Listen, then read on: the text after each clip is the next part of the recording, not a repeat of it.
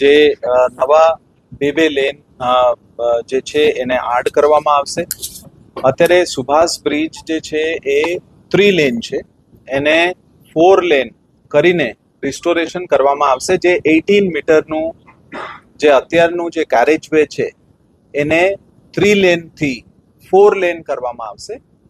અને એના સાથે સાથે એના બંને બાજુ ડાબી અને જમણી બાજુ બીજા એક્સ્ટ્રા 2 લેન એને આડ કરવામાં આવશે. આપણા પાસે આ એક ચેલેન્જ પડકાર તરીકે આવ્યા હતા. એ પડકારને આપણે ઓપોર્ચ્યુનિટી તરીકે લીધું છે અને આગળ અને પાછળ આપણને ટીપી રસ્તા 36 મીટરનું મળી રહે છે. એટલે એના આધારે આ બ્રિજ જે 18 મીટરનું હતું એને જે રીતે માનનીય મેયરશ્રીએ કીધું કે આગામી દિવસોમાં ઉપયોગિતા અને એ બ્રિજ ઉપર ભારણને ધ્યાનમાં રાખીને આપણે એ બ્રિજને અત્યારે 4+4 8 લેન બ્રિજ જે છે એ કરવામાં આવશે. અને એ જે પૂરેપૂરું બાબત છે એ EPC મોડલ ઉપર કરવામાં આવશે. આપણે આ બ્રિજમાં 4 ડિસેમ્બરે સેટલમેન્ટનું આપણા ઉપર જ્યારે ધ્યાને આવ્યા ત્યારે તરત જ બ્રિજને બંધ કરવામાં આવ્યા.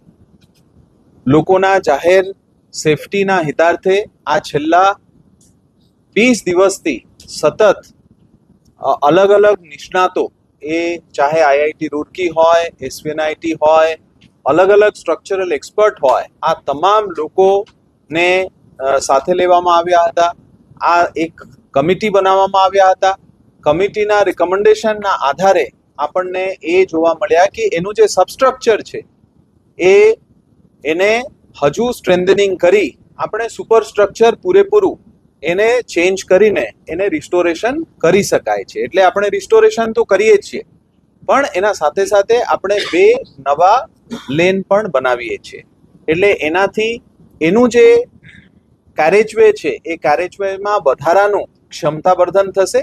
અને એ વધારાનું જે ક્ષમતાવર્ધન થશે એમાં ટ્રાન્સપોર્ટેશન અને મોબિલિટીને પૂરેપૂરું શહેરને એના માટે ખૂબ ફાયદા બનશે. આગામી દિવસોમાં બરાજકમ બ્રિજ જે છે એ પણ બાજુમાં કાર્યાન્વિત છે. એનાથી પણ જે ક્ષમતાવર્ધન પૂરેપૂરું સાબરમતી નદી ઉપર એ પણ થશે.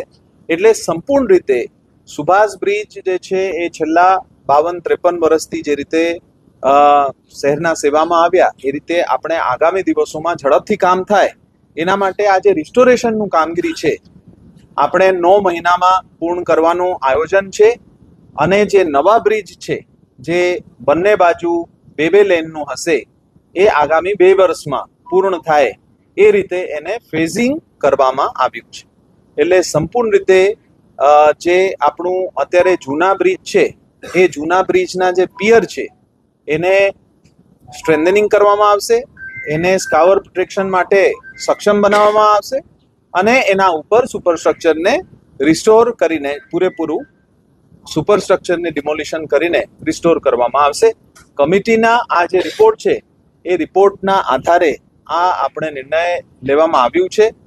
આગામી સોમવારે એનું ટેન્ડર બહાર પાડવામાં આવશે અને એ ટેન્ડર ઇમિડિયેટલી બહાર પાડવાનું અને ઝડપથી લોકોના માટે આ બ્રિજ કાર્યાન્વિત થાય એના માટે અમદાવાદ મ્યુનિસિપલ કોર્પોરેશન ખૂબ ચિંતિત છે. રાજ્ય સરકારશ્રીના મદદથી આપણે જે છે એ કોઈ પણ એક્સપર્ટ એડવાઇસ હોય, ડિઝાઇન સર્કલના ઓપિનિયન હોય, રિવ્યૂ હોય, એના માટે પણ રાજ્ય સરકારશ્રી તરફથી આપણને ખૂબ જે છે સપોર્ટ મળ્યા છે. અને સંપૂર્ણ રીતે આ જે બ્રિજ છે એ આગામી દિવસોમાં અમદાવાદમાં ટ્રાન્સપોર્ટેશન અને મોબિલિટી ક્ષેત્રે એક આઇકોનિક બ્રિજ તરીકે ઊભું થાય એ રીતે અમદાવાદ મ્યુનિસિપલ કોર્પોરેશન કાર્યરત છે.